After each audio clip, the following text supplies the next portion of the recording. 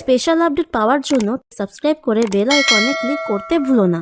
উৎসব ভিত পুজো করার সময় ঝাঁপি এসে বাধা দিয়ে বলে, আমাদের এই জমিতে কোনো রিসর্ট বানানো হবে না, আপনি আমাদের জমি ফেরত দিন। পাশ থেকে হরিপদ বলে, কোনো জমি ফেরত হবে না, যা এখান থেকে। ঝাঁপি বলে, তুমি একদম চুপ করে থাকো। এই বলে উৎসবের থেকে জমির দলিল ফেরত চাইলে উৎসব ঝাঁপিকে জমির দলিল দিতে চায় না, আর সেখানে রিসর্ট বানাবে সেই পরিকল্পনা নিয়ে থাকলে সেই মুহূর্তে ঝাঁপি মশাল হাতে নিয়ে একগাদা মহিলা জোগাড় করে সেখানে নিয়ে আসে, আর তারা বলতে থাকে যে আমরা আমাদের জমি ফেরত চাই। তখন উৎসব বলে, ঠিক আছে, এর জন্য আমার অফিসে আসতে হবে। কথা শুনে সবাই মিলে উৎসবের অফিসে আসলে ঝাঁপি বলে, নারায়ণ ভুল করলে মা লক্ষ্মী তাকে পথ দেখায়, এনাদের স্বামীরাও ভুল করেছে, তাই এনারা সঠিক পথ দেখিয়ে ওদের ভুল ভেঙে দিয়েছে। এবারে আপনি জমির দলিলটা আমাদের ফেরত দিন। উৎসব বলে, এই জমি বিক্রি হয়েছে, তার থেকে দ্বিগুণ টাকা দিয়ে আমি কিনেছি, ওরা কি পারবে সেই টাকা ফেরত দিতে?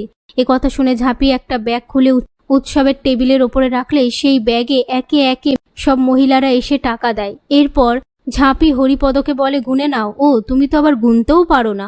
তারপর ঝাঁপি উৎসবের থেকে দলিলটা নিয়ে বলে, আপনার গাড়ি তো বাইরেই আছে দাঁড়িয়ে, এবারে আপনি এখান থেকে চলে যান। এই সমস্ত কিছু আড়াল থেকে তিন্নি দেখতে পেয়ে বলতে থাকে, মাম্মাম ওই দুষ্টু লোকটাকে শায়েস্তা করেছে, এবারে আমি শায়েস্তা করব। এই বলে সেখান থেকে চলে যায়।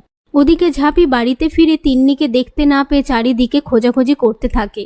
অন্যদিকে তিন্নি দীপের গাড়িতে উঠে দীপকে মুখোশ পরে ভয় দেখাতে থাকলে দীপ গাড়ি থামিয়ে বলে, তুমি এখানে কি করে এলে? তোমার মা বাবা তোমাকে খুঁজবে তো।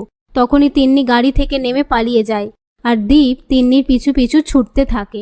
এরপর তিন্নি কয়েকটা বদমাইশ লোকের সামনে এসে পড়লে তারা তিন্নিকে দেখে প্ল্যান করে তিন্নিকে কিডন্যাপ করে কিডনি বেচে দেয়ার। এই বলে তিন্নির কাছে গিয়ে চারিদিক থেকে তিন্নিকে ঘিরে ধরে।